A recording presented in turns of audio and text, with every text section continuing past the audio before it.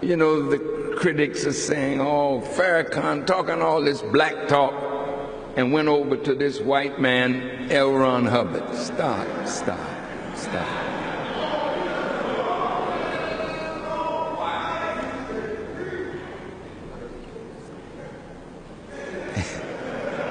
If it weren't so silly,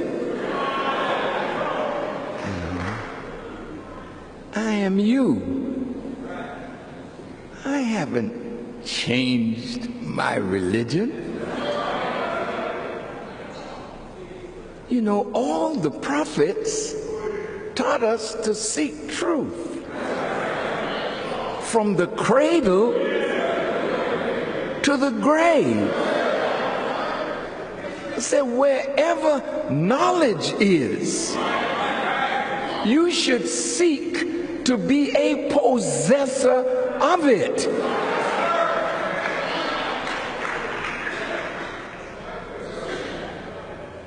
You know, some of you went to school. You went to college, didn't you? Some of you. How many of you in here have a college degree? May I see your hands? Were all your teachers black?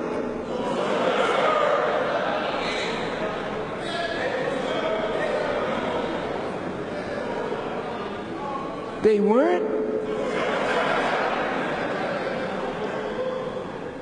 You mean to tell me you sat in a class with a white professor and got you a degree and now you're working for white people,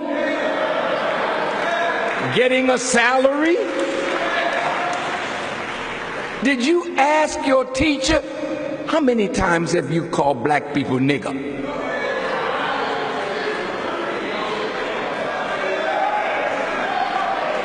It didn't matter. You were seeking a law degree. You were seeking a degree in your specialty.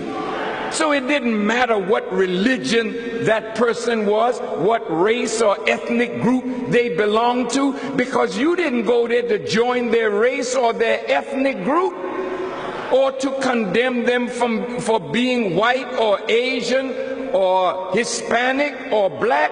You went there to get some knowledge that would help you to be better at what you wanted to do with your life.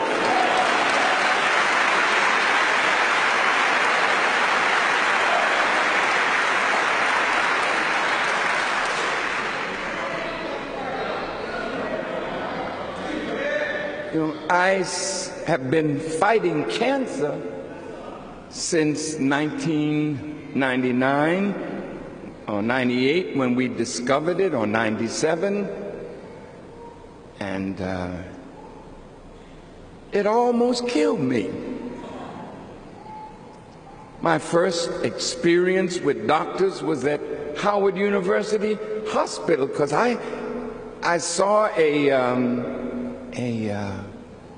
cartoon in a New York newspaper that had Farrakhan on a gurney with Jewish doctors about to, and they had X's around my neck, and these doctors were going to execute Farrakhan. So I said, well, maybe I better get out. I better go find me some black doctors that may have a better idea. So I was so sick, they put me on a plane. My daughter's a nurse. Oh, by the way, she didn't get her degree from a black school. She got it from DePaul University. And her teachers were white. What about that? Did that make her less my daughter? Did that make her less a Muslim? Did that make her less a concerned black person for the rise of her people? And because she went to DePaul under those white professors and got her degree, she saved my life.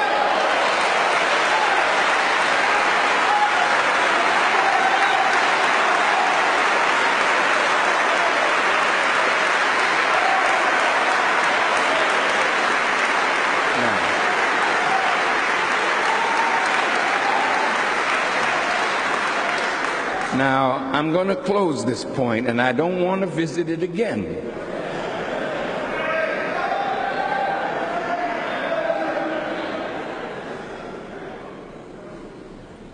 Do you know that there are no people on this planet who have suffered the kind of slavery that black people in America and the Western Hemisphere have suffered?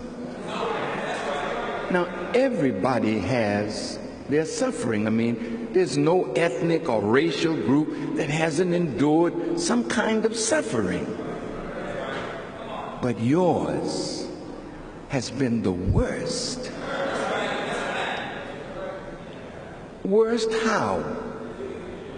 Because you have been deprived. We have been deprived of self-knowledge. That's a terrible condition, for you not to know your origin in the world, your history, speak your language, have a name from your own father, know something about your history and your culture. All of that was stripped from us, and we were placed in a form of slavery unlike any form that existed before us. Not chattel slavery for a day or a year or a month. We feel the pain of Jewish people in their suffering.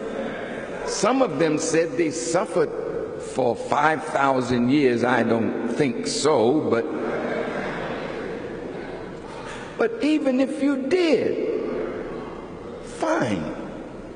But you still know who you are. You still have your culture, your religion. But here's a people absolutely stripped.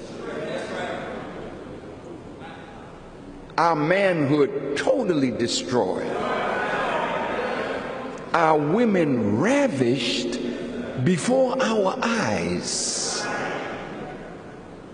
A young man was telling me the other day about a young man who he was cutting that man's hair, and that man told him how when he was young and married to a beautiful black woman in Mississippi, how there was a white man who would come to his door and he would have to go in the barn while that man had sex with his wife.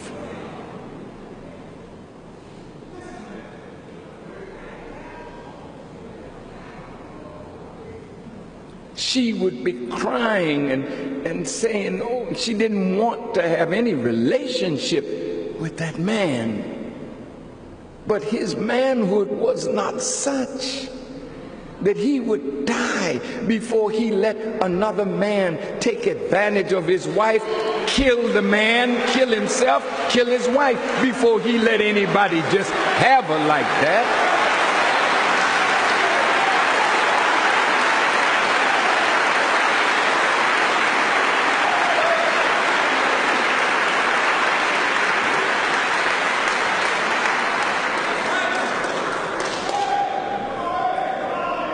We have suffered unspeakable horror at the hands of our former slave masters and their children.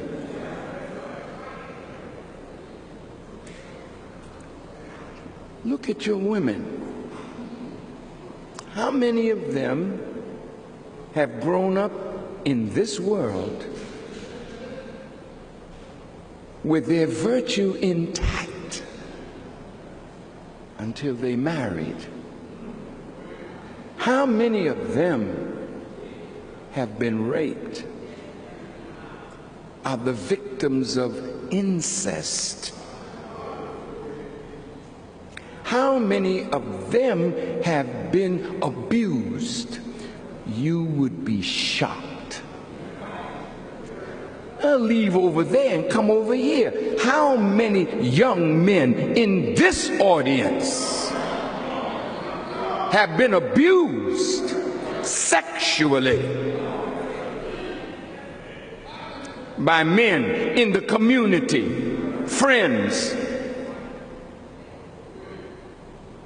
And we carry these scars into life and try to live a life, but yet in the back of our heads, even though we bury it far, far away, these things haunt us.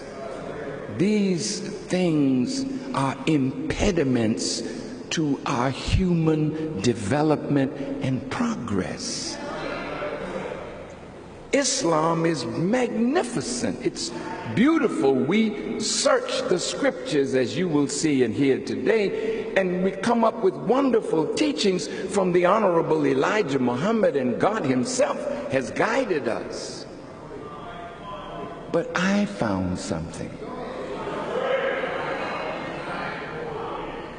in the teaching of Dianetics of Mr. L. Ron Hubbard that I saw could bring up from the depth of our subconscious mind things that we would prefer to lie dormant. But the auditing process brings it up, and it's like bringing up demons out of us. And just as this book Bible says, that was the work of Jesus. How can you say you love Jesus the Christ when he was an exorciser of demons out of the people?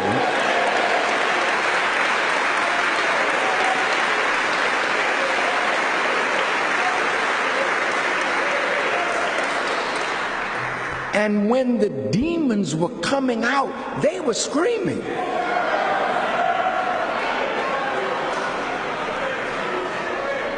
They didn't just come out peacefully. When those fellas were coming up out of the human consciousness or unconsciousness into consciousness to bring past into present so that you could get rid of the past and make a future for yourself.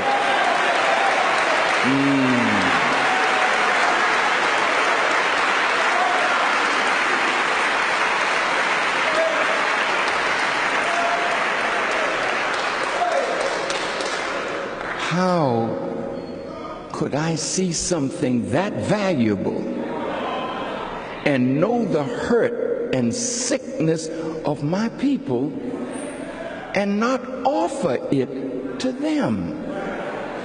So the criticism, well, you know, Mr. Hubbard was a racist. I don't know that. I don't know that. And I wouldn't care.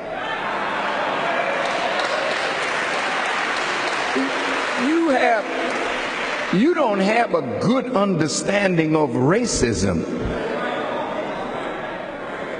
You don't. I don't have time today to go into it, but hey, can you imagine white folk calling me a racist? That Farrakhan is a racist.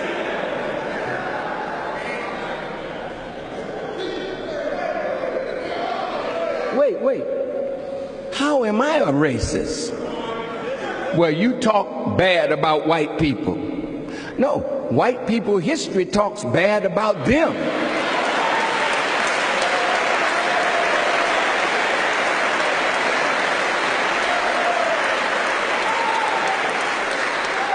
And there are some white people who want to escape that history.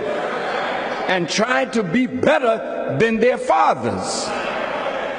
I don't fault them for that. Farrakhan is a racist. How many people have I enslaved? He's an anti-Semite. How many Jews have I beat up? Boycotted? None. But we have the record of their deeds against black people. Should not I expose them to their own record?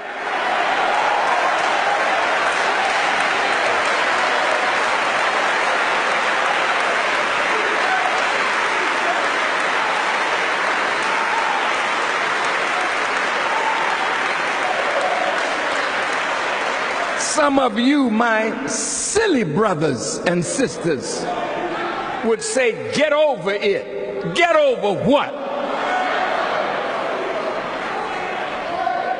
You can't keep talking about what happened yesterday. Hell, what happened yesterday is what's driving your madness today.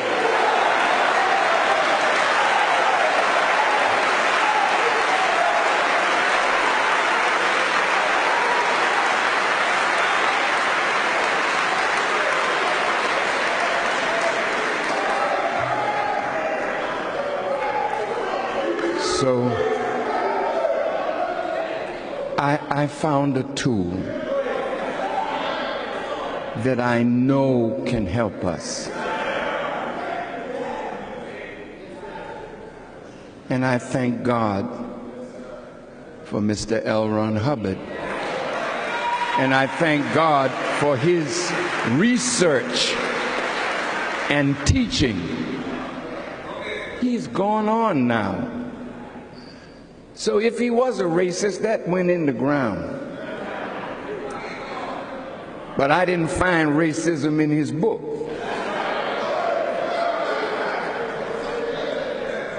If he was a hater, that went in the ground.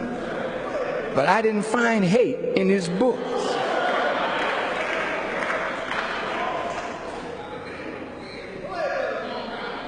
If he wanted nothing to do with black people, well, maybe that's in the ground, but his word was that this teaching that he had would find prominence once it was exposed to black people and black people laid hold to it. I am not in a disagreement with that.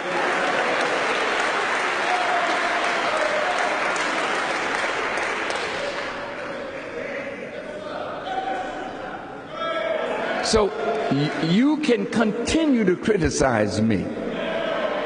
I'm not going to argue with you. I'm not going to be displeased with you. I'm going to keep on loving you until I love you into sense. Because you can't break me down. All evil said and done to Farrakhan does not bother me.